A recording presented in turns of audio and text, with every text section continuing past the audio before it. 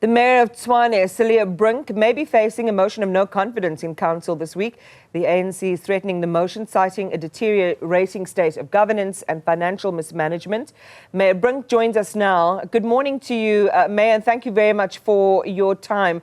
The ANC plans to table this motion of no confidence later this week. Do you believe you face a credible threat to your mayorship? So let me just say that motions of no confidence are things that the opposition can bring, and that's important that a government be able to answer that motion of no confidence. Nobody is exempt from them. But what is very clear in this particular instance is that this motion of no confidence is not driven by concern over service delivery. It is driven by new performance requirements for waste removal trucks and contractors, which threaten ANC interests. And ironically, those new requirements are aimed at achieving better service delivery. So trucks that are not older than 8 years, so that they don't break down as much, tracking devices in trucks so that we can see what they're doing, that there's value for each invoice that is paid, trucks that have got e-natus papers so that we ensure that contractors of the city don't break the rules. Now, as to your question, the credible prospect of a threat, our coalition government in the city of Tshwane does have a majority, but it's a majority of 2.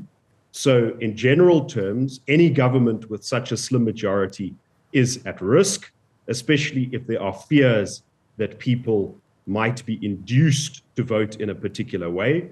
But I'm quite confident that we can hold our coalition together, and also that we can answer the case of how things in the city of Tshwane, both in the financial and the service delivery front, are in fact improving and not deteriorating. Since you weaved in the national picture, I just want to quickly go to this and then we'll come to the substance around the truck drivers, Mayor Brink.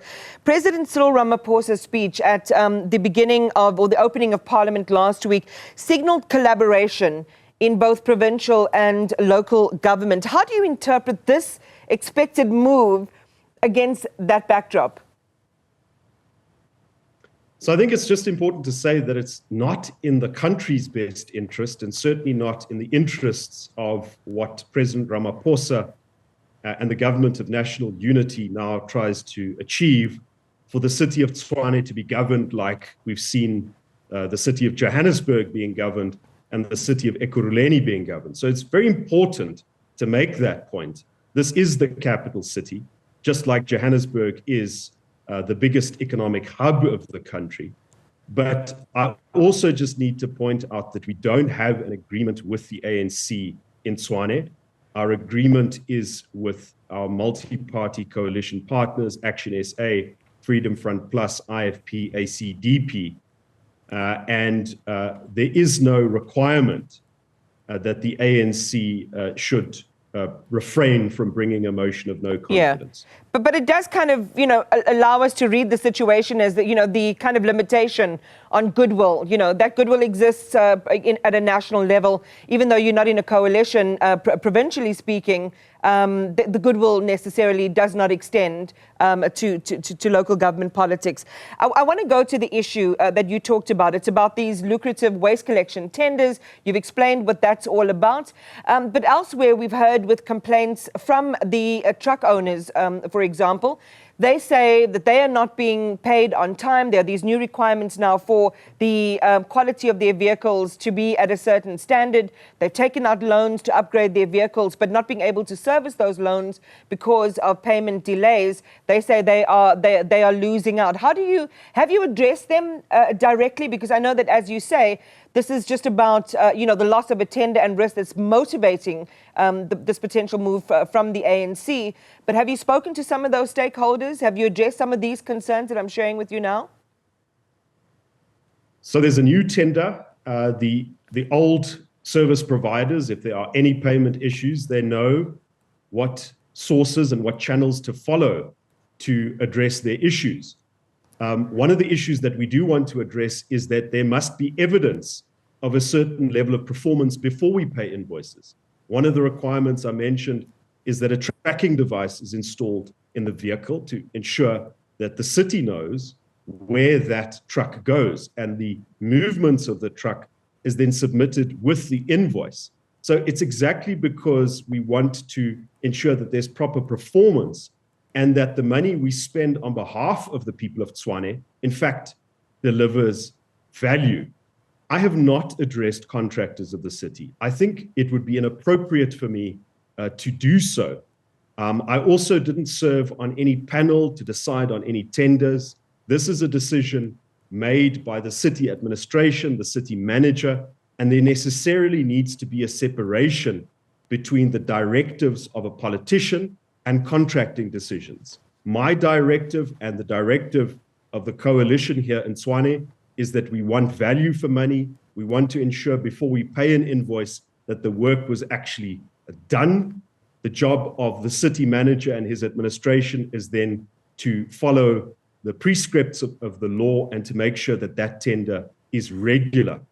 Nothing that has been presented to me has told me that this tender was irregular, that the requirements are outside of the law. Remember, we have to look at serving the people of Tshwane, the 4 million people, the 4 million residents of the city who complain that dirty streets need to be cleaned up, that there has to be regular bin lifting, and that is our focus. And I just want to reinforce this point. The businesses, the vast majority of the businesses that meet these requirements or that have been presented with these requirements have been able to comply. It's only a small minority who's not been able to comply. Right. But listen, if you do business with government, if you want to deliver services on our behalf, you must maintain high standards. That we can't budge on. Let's go to the service issue since you brought it up as well. You said in your State of the Province address that water would be restored to places like Hammanskraal. What is your message to, well, I think by the end of 2024 was in your message. What's your message to residents in Hammanskraal, in Bronkhorstspruit, Mamelodi, Soshanguve and Atteridgeville who have been without clean, available drinking water? What progress on the Steve Biko Academic Hospital? There's overcrowding and understaffing there. What progress on infrastructure upgrades in communities across the city? I mean, we know very recently the iconic Tshwane Event Centre, which is known as the Pretoria Showgrounds, that's deteriorated significantly and markedly. The IEC relocating its results operations centre to Johannesburg after years of hosting the event there, and that potentially presents, obviously it does represent lost revenue to the city. Just talk to us with those sort of pillar points as a way of addressing some of the concerns of residents in Tshwane today. So just to emphasize, you mentioned the Steve Biko Hospital. That is a provincial hospital. Obviously, local government doesn't have competencies over those hospitals. We do have clinics, but you do raise important issues around water. In Hammanskraal, we're working with the National Department of Water and Sanitation to upgrade the Rooiwal wastewater treatment plant. The first tranche of 150 million rand has been paid. The DBSA has been appointed as the implementing agent. We're making progress in the fencing and securing of that site, also making progress in finishing the first phase of the upgrades. Our most immediate priority is to improve the quality of the effluent. At the same time, we know that the people of Hammanskraal can't wait until 2026 in order for us to fix a substantial part of Rooiwal's operation. And that is why, as we announced last year, we are working with the Department of Water and Sanitation and Magalies Water to get a package plant operational on the Pinars River. The first tranche of that water purification capacity, 12.5 kiloliters, will come online at the end of September. I look forward to meeting with the new Minister of Water and Sanitation, Pemi Majudina, and to maintain the same good relationship we've had with the previous minister. As for Mamelodi, the problem with the water there is not that it's unclean. The problem is that due to illegal connections driven by unlawful land occupation, that reservoir 3 and 4 is tapped so that you have people who pay their bills down the line in Mamelodi who have to get up at 1 o'clock in the morning because the water is depleted. We have now secured that site in the sense we've built a fence. We're in court to get evictions. The point here to emphasize, it's illegal land grabs that have caused the situation, but we are determined to secure that site, to ensure that illegal connections are disconnected, and to get water to those households down the line as soon as possible. Let me just emphasize this point. At the heart of improving service delivery in Tshwane is improving our finances. And on that score, we've improved our financial sustainability. The ratings agencies have pointed this out. We've been awarded by Salga and Gauteng. Our efforts have been recognized. No, we have not yet accomplished our financial rescue mission, but we've made significant progress. Yeah. Whoever wants to govern Tshwane, whoever wants to be the mayor, will have to do the things that we are doing now. And I'm not convinced that the ANC or some puppet mayor will have the resolve and the determination to push through and implement the key decisions that we have been making. It sounds like you're asking residents in the city to kind of to give you time that the system is returning to health. And I want to return to this theme in just a moment. I want to deal with one more criticism and then we'll sort of round things off. Earlier this year, you dismissed claims that over 2 billion, I think it was 2.6 billion rand in capital grants had been withdrawn from the city by national government. You said it didn't happen. This was about 635 million rand in unspent capital grants, and we're defending the case for why it shouldn't be returned to the national fiscus. For the residents' benefit, what is the status on that today? So certainly the entire amount of the city's capital budget is 2 billion. We didn't lose that amount. And what I said to you previously is exactly right. We did, like other municipalities, forfeit a significant part of it because we didn't spend that money quickly enough. It was 50 million. It is 50 million that we should not have lost. But unfortunately, that is the case. And our response to that is to make sure we put systems in place, not just to spend money as quickly as possible, but to get value for that money. The deputy mayor chairs a capital projects committee. And what we have is far tighter oversight and control over spending, but also the value of the spending.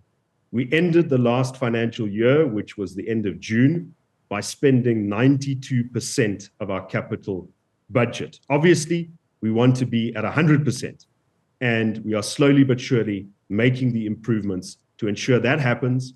But I want to emphasize once again, spending money is easy, but getting value for that spend, that is the real challenge. So this is how, I mean, as you say, you express regret that the 50 million, I think, was the final amount you said that had to be returned. Again, residents will say, but there are some projects that are just begging for investment in infrastructure and other places. Why couldn't you just put it there? What's your response to that? So you can't simply put money just anywhere where you think it's a good idea. Remember, one of the findings against the city of Tshwane in the past was bad audit outcomes, systems and controls that are not in place. We are not going to spend money simply to spend money. We have to ensure that if we spend money, we abide by the rules and we can show the community that this is how we improved infrastructure, this is how we improved standards. Yeah. I want to emphasize once more, we are putting in place the systems and controls, not just to spend that money as soon as possible. We want to be like the city of Cape Town that commits about 100% of their capital budget by December. And we determined in this financial year, we're going to achieve it. But at the same time, we're not just going to look at projects and spend money there. Right. We know that that will irregular expenditure and will waste the people's money. So when the ANC's regional chairperson, Eugene Modise, says that the ANC is pursuing this motion of no confidence because of a deterioration in the state of governance, including financial mismanagement, a litany of misrule, staff despondency, the rapid deterioration in political oversight, management, and the financial financial status of the city. Where do you think this is coming from? I think it's motivated, as I mentioned, by the performance standards which the administration has introduced on waste removal contracts. We suspect that the regional secretary of the ANC has got interests in some of the water subcontractors. The MMC for Finance, Jackie Ace, has made a statement to the police to that effect. They had a press conference last week. But it's also important to point out how the ANC has never really gotten used to the job of being a good opposition. They don't release these statements and offer this criticism in a regular fashion, in a coherent fashion, They come once or twice a year and deliver this attack out of the blue while our financial indicators are improving, while we have a new top management that is changing the institutional culture of the city, while we're making progress at Rooival, and this includes a partnership with national government. The ANC has not yet been rehabilitated. They don't have a prospectus for how to govern the city of Tshwane. If you want to see what their prospectus is, look at Joburg, look at Ekurhuleni. Okay. That is what they have to offer. To put the ANC in charge of Tshwane now would be like putting a hard-drinking person in charge of a bottle store. Wow. All right. On that note, we leave it there. Tshwane Mayor Cilliers Brink talking to us about the state of the province, but also state of the city, but also expectations for this potential motion of no confidence later this week. Thank you for your time. We appreciate it.